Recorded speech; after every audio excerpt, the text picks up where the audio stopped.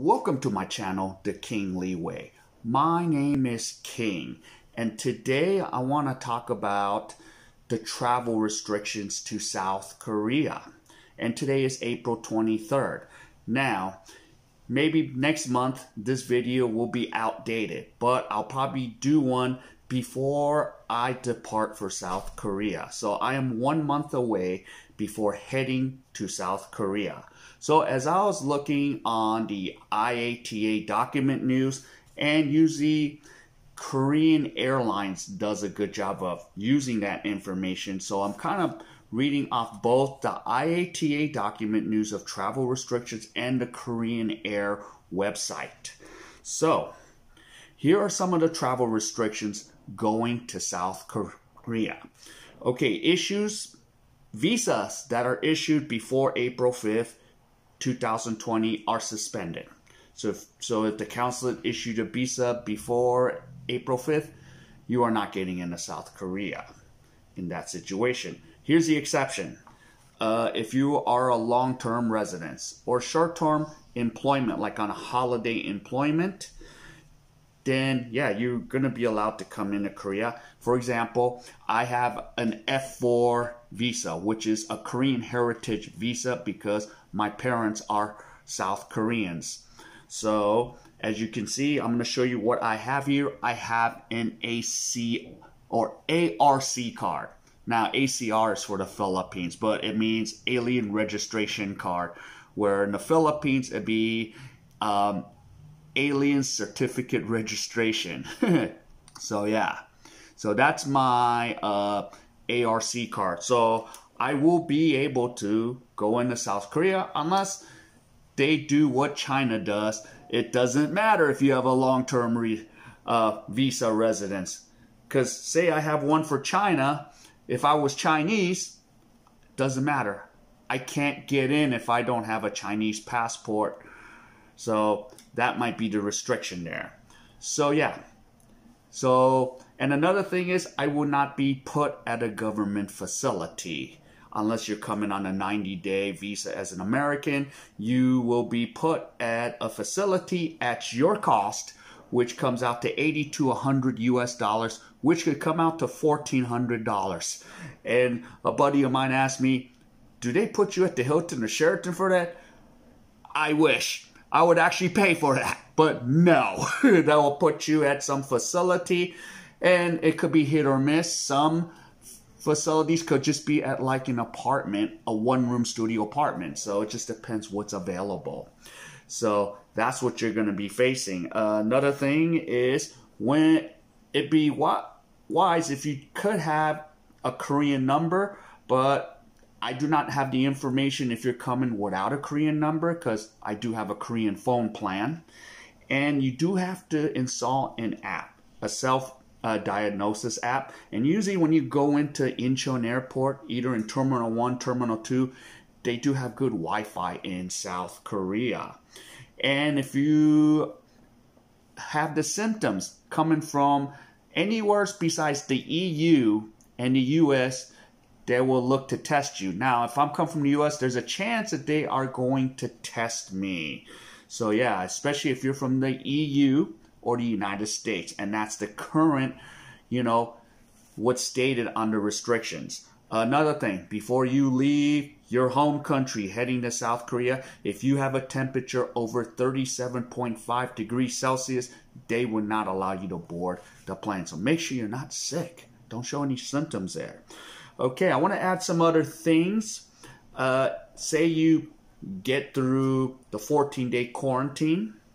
Okay, so for those that have to pay at your own expense, they'll give you 3 meals a day and some sort of a care package. I don't know if I'm going to get that. That'd be great if I can get that. But when you go to Korea and you're making an attempt to go there, I recommend a few things for you, and I'm going to state a few things that you should do.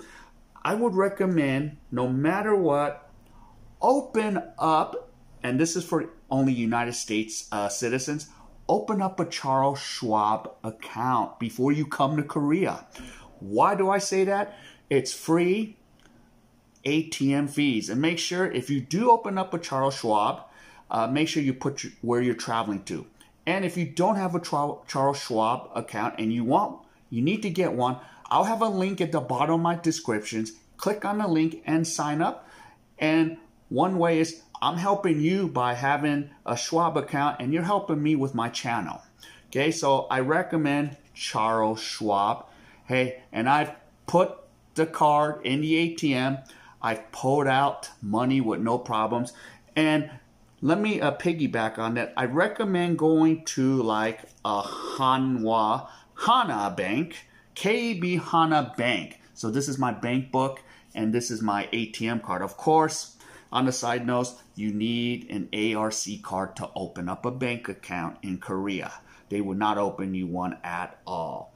But I usually go to Hana K.A.E Bank to withdraw, foreign funds, because they always have an English setting. So yeah, it's real easy. Just like in every country, they have an English, translation. So it's no problem at all. There's no lost in translation.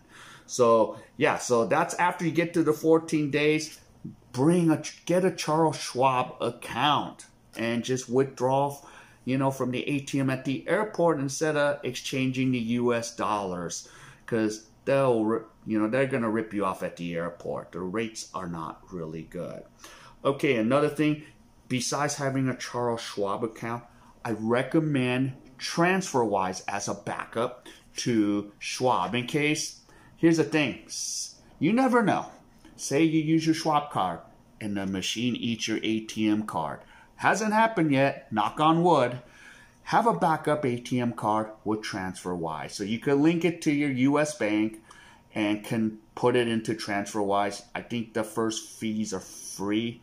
They give you credit for 15 bucks of fees, and then they just charge you a few percentage. So it's not that expensive. So you could use a TransferWise. Okay, and another thing, in Korea, if you are a Costco member, there is a Costco in almost all the 5 big cities: Seoul, Daejeon, where I live, Daegu, Busan. Yes, bring your Costco card. It works there. Now, they make you use Samsung Pay, but I don't know if you come from America having Samsung Pay, it might not work. So I recommend you carry cash, pay with cash. And the good thing about the Costco's, they have the ATMs. They have the one I mentioned, K.A.E Hana Bank there, City Bank, they have, Woody, they have Nongyup. They have like 5 different bank companies here in Korea. So yeah, bring your Costco card. You could pay 30,000 won for one, but if you got a friend that has room to put you in their account, get this thing and bring it. You can go to Costco in South Korea. Now, I recommend this, to use public transportation. So you're going to take the subway or the bus. That's it, subway or the bus. Go to a place, it's kind of like a 7-Eleven, and we do have 7-Eleven in Korea, but go to GS25 and get yourself a pop card. And just say, yeah, now 충전 했어요. 충전, that's the key word. So they'll just add money when you say 충전, So usually you could add about $20,000 to $30,000. Now, if you use this pop card or a bank card, it only costs you 1,251, which is about $1.10 to ride the bus or the subway. And if you make transfers, because usually what's smart is every time I get off the bus, I hit the transfer thing, and then you can transfer to another bus if you have to make 2 transfers. And the public transportation system in Korea is just so wonderful. It is so easy to maneuver. Another thing is, especially in the big cities, most of the times you can speak English and they'll understand you. And I actually use English more than Korean when I am in Korea. I'll use Korean if I have to save my life. But other than that, yeah, that's the current travel restrictions. Now, it might change from hour to hour, day to day, because we don't know what's going on. So, I'll probably make another video before I leave for South Korea. Now, if any of you enjoyed any of these content, please hit the like, subscribe, and hit the bell icon for future videos. So wherever you are, be safe and have a wonderful day.